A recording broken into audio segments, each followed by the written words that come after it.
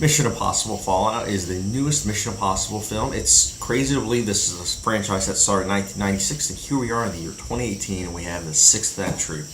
Now, before I get into this film, I'm going to say this about the series because I've only reviewed the fifth one on this channel thus far.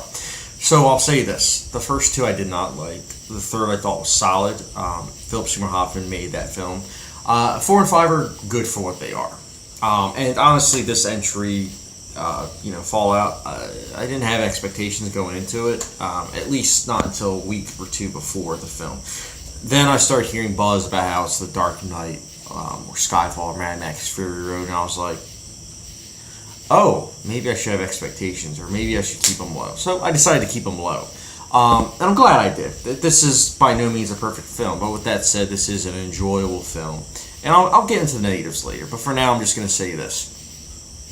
If you're looking for action, if you're looking for a lot of cool stunts, Tom Cruise doing running, a great cast that is underutilized, you have a film to see, that being Mission Impossible Fallout. All of that is great. It's great to see this action. A lot of it filmed in camera. A score by Lauren Baffi, I think I'm saying that correctly. Great score, very upbeat, and just fits perfectly with everything that's going on. Great sound design. You have a lot to like in this film. In fact, I feel as though that's one of the reasons why when I'm saying that it's enjoyable and it's a good action film for what it is, I feel as a lot of people might take that as a negative. And I'm saying this right now, not even 2 minutes in my review. It is a very enjoyable film, and that doesn't mean it's a bad film. It just means that it's not exactly the best action film ever. But it is one of the better blockbusters come out this year thus far.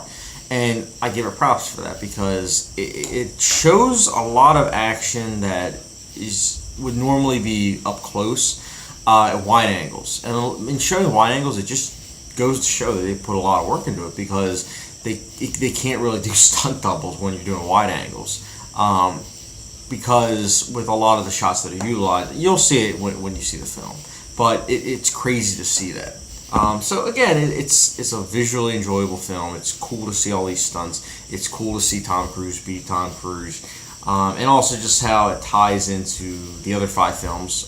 Most of the other entries didn't tie together, but this is an entry that actually tied in with the other films, and it did a good job at that.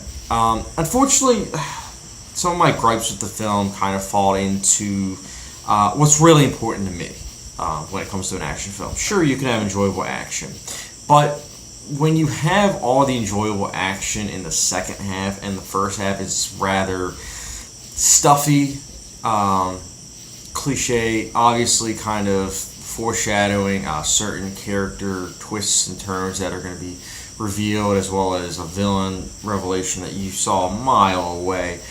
It was kind of annoying. And I remember 15 minutes in, I was just like, jeez, wow, like, this film is just, it wasn't that it was boring, it was just a lot of, like, stuff that we've either seen before or had been done a lot better. And it's a shame because this film is 147 minutes, and I feel as though it could have been cut down a bit. I thought it was a tight second half, though. I will say that. I thought the second half, especially towards the end of the climax, I thought it really tied together well. But it was a bumpy first half, man, honestly. That's just how it is from my viewpoint. You also have characters that are enjoyable to watch, but when it comes to motivation, fleshing out of them, actually, it just doesn't work, or there's a huge lack of. It's like I feel as though, and it makes sense because it was a show, but I feel as though these characters would have been better in a show because you could actually have gotten to know them. And so some of these scenarios that occur, it's like, oh, okay, now I understand why I have to care. But when you're just watching and enjoying for the actors and not the actual characters, it's like, eh. But again, most people are not going for the characters. I go for character story as well as great action. But nonetheless, again, this is still an enjoyable film. Mission Impossible Fallout is definitely worth checking out in theaters. And again, it's enjoyable. It's a 4.25 out of 5-star rating for me. I say definitely check it out.